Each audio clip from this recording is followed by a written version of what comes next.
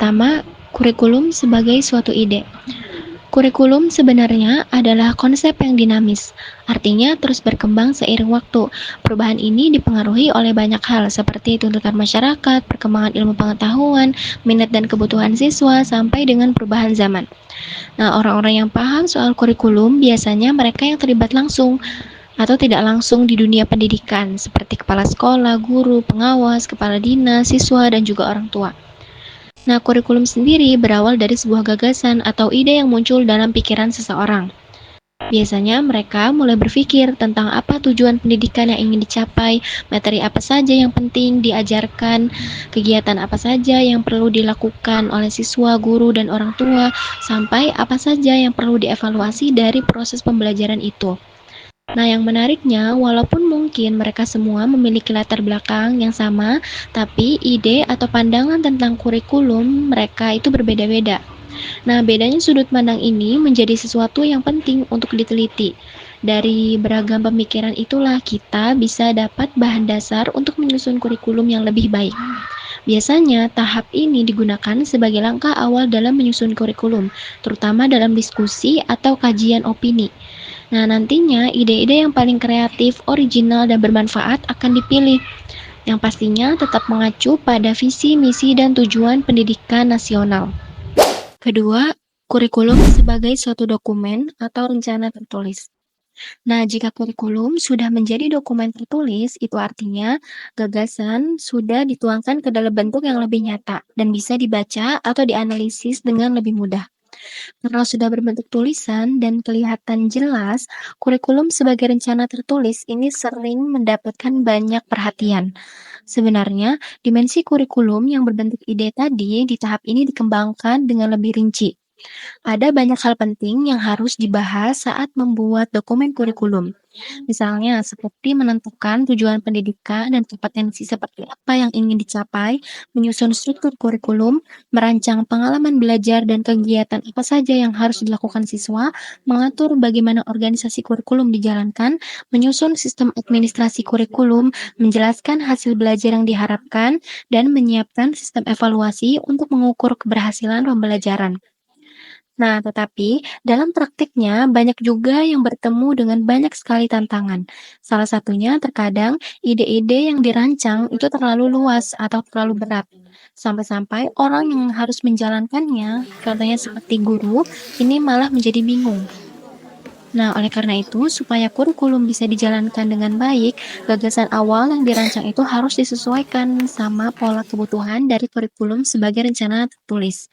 Artinya, semua ide itu harus dibuat dengan lebih terstruktur dan gampang untuk dipahami oleh semua yang terlibat dalam pelaksanaannya. Ketiga, kurikulum sebagai implementasi atau suatu kegiatan.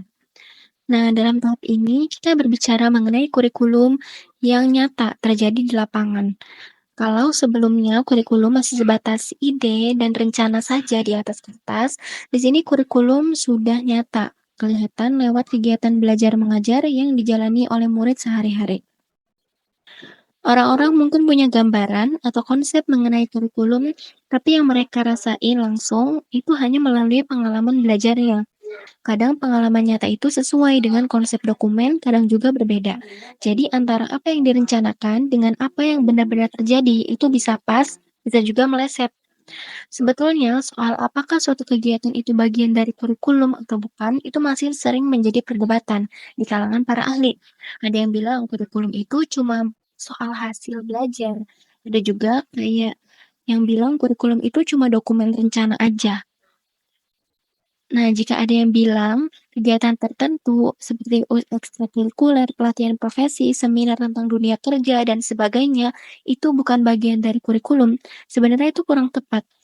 Nah, semua kegiatan yang diatur dan jadi tanggung jawab sekolah, baik di dalam kelas maupun di luar kelas, termasuk bagian dari kurikulum. Artinya kurikulum itu utuh dan nyambung dari awal, dari ide, ditulis jadi rencana, lalu diimplementasikan lewat kegiatan nyata, baik kegiatan akademik maupun non-akademik. Keempat, kurikulum sebagai hasil belajar. Kurikulum itu bukan tujuan akhir dari pembelajaran. Nah, yang jadi tujuan sebenarnya itu adalah hasil belajar yang dicapai oleh siswa. Nah, penting banget buat dipahami karena kadang banyak orang yang salah mengira kurikulum itu sendirilah yang menjadi tujuannya. Padahal hasil belajar, apa yang murid tahu, bisa lakukan, dan sikap apa yang mereka tunjukkan itulah wujud nyata dari kurikulum yang dijalankan. Karena kurikulum itu bukan cuma definisi tunggal yang formal. Banyak juga yang belum menyadari kalau sebenarnya kita bisa melihat kurikulum itu dari sudut pandang hasil belajar. Biasanya, waktu ada evaluasi resmi soal kurikulum yang paling sering dilihat adalah capaian belajar murid. Tapi perlu diingat, menilai hasil belajar itu cuma satu bagian kecil dari evaluasi kurikulum secara keseluruhan. Evaluasi kurikulum itu lebih luas. Tujuannya bukan cuma mengecek hasil belajar, tapi juga untuk memperbaiki, menyempurnakan, atau bahkan mengganti rencana kurikulum jika perlu. Nah, dalam hal ini, hasil belajar yang jadi fokus kurikulum mencakup berbagai hal, bukan cuma hafalan, pengetahuan, termasuk juga pengetahuan, keterampilan, sikap, dan nilai-nilai yang dipegang murid.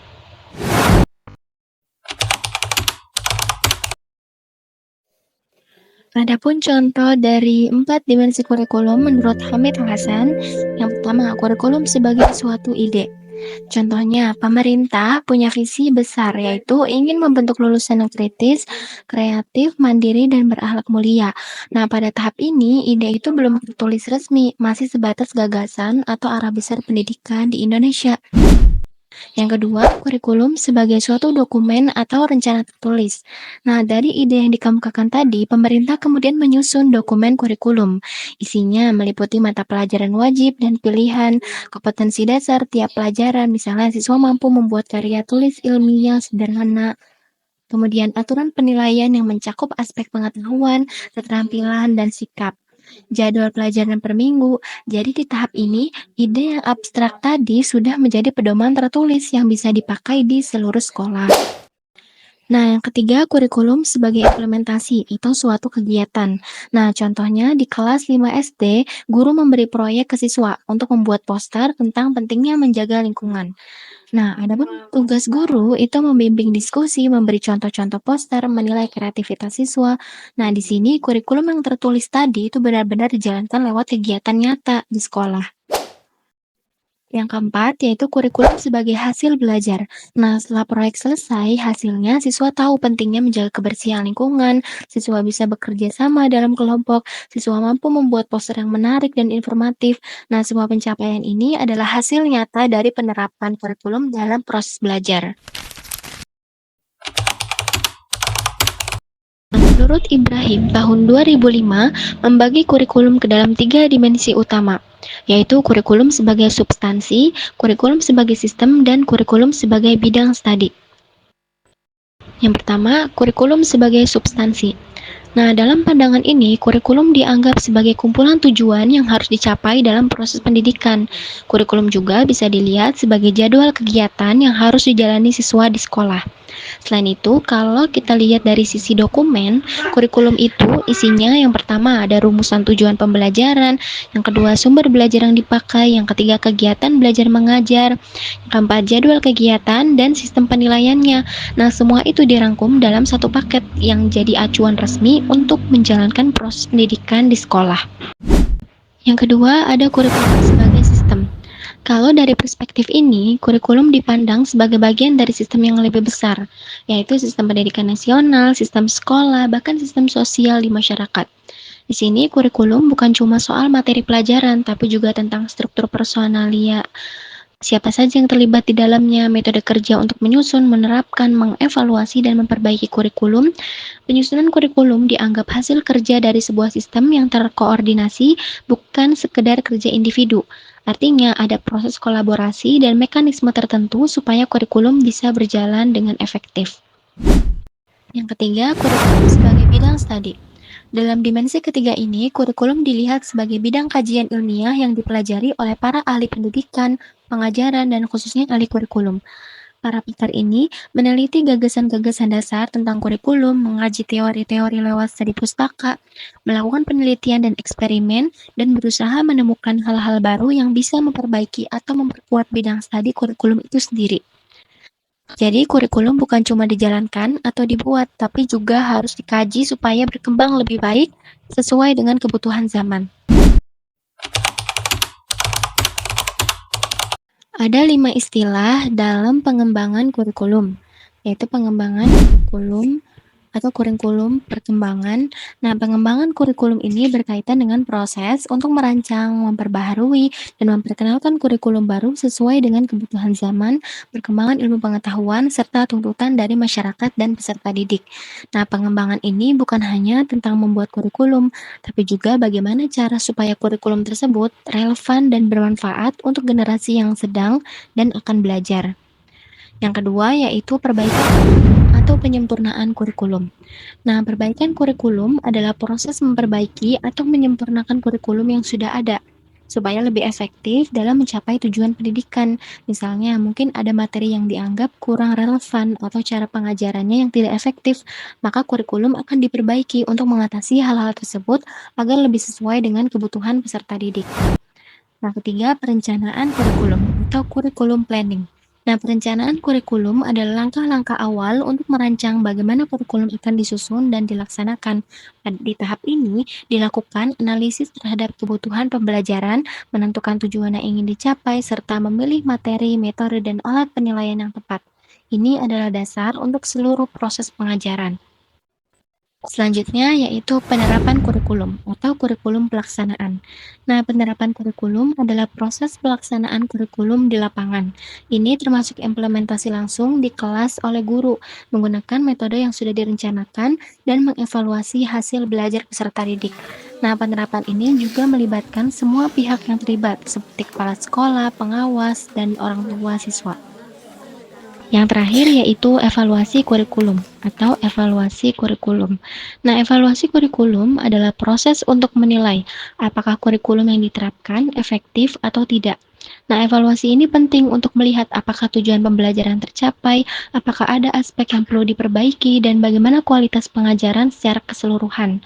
Evaluasi bisa dilakukan dengan cara mengumpulkan data dari hasil ujian, observasi kelas, dan umpan balik dari siswa serta guru.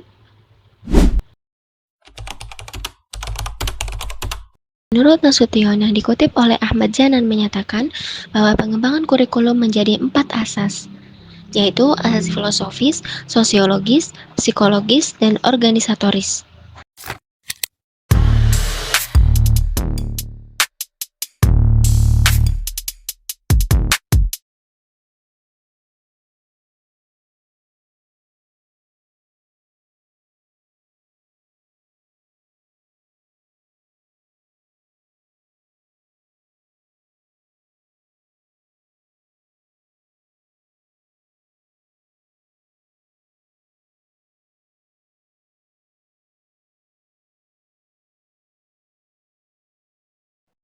Nah, jadi landasan sosiologis adalah dasar pengembangan kurikulum yang bertolak dari realitas sosial di masyarakat. Artinya, kurikulum harus mempertimbangkan nilai, norma, budaya, kebutuhan, serta tantangan sosial yang ada di lingkungan masyarakat tempat peserta didik hidup. Nah, landasan ini berangkat dari pemikiran bahwa pendidikan tidak dapat berdiri sendiri, tapi merupakan bagian dari masyarakat dan bertujuan untuk membentuk individu yang mampu berkontribusi dalam kehidupan sosial. Nah, kenapa landasan sosiologis ini sangat penting? Karena anak-anak berasal dari masyarakat. Mereka mendapatkan pendidikan baik informal, formal, maupun non-formal dalam lingkungan masyarakat dan diarahkan agar mampu terjun dalam kehidupan bermasyarakat. Nah, maksudnya adalah anak ini adalah bagian dari masyarakat sejak lahir. Mereka tumbuh dalam lingkungan sosial yang penuh dengan nilai dan kebiasaan tertentu. Nah, pendidikan yang diterima bukan hanya dari sekolah saja atau formal saja, tapi juga dari keluarga dan lingkungan sekitar, informal, dan juga kegiatan masyarakat seperti pelatihan, kursus, dan organisasi, yaitu non-formal. Nah, oleh karena itu kurikulum itu harus membantu anak memahami realitas sosialnya, menanamkan nilai sosial dan budaya yang baik, serta membekali anak agar siap berperan aktif dan positif di masyarakat, misalnya melalui pelajaran kewarganegaraan, kerjasama, toleransi, gotong royong, dan yang lain-lain. Jadi, landasan sosiologis ini menjadikan kurikulum sebagai jembatan antara dunia pendidikan dan masyarakat agar anak-anak bukan hanya jadi pintar secara akademik, tapi juga siap hidup, bekerja, dan berkontribusi dalam lingkungan sosialnya.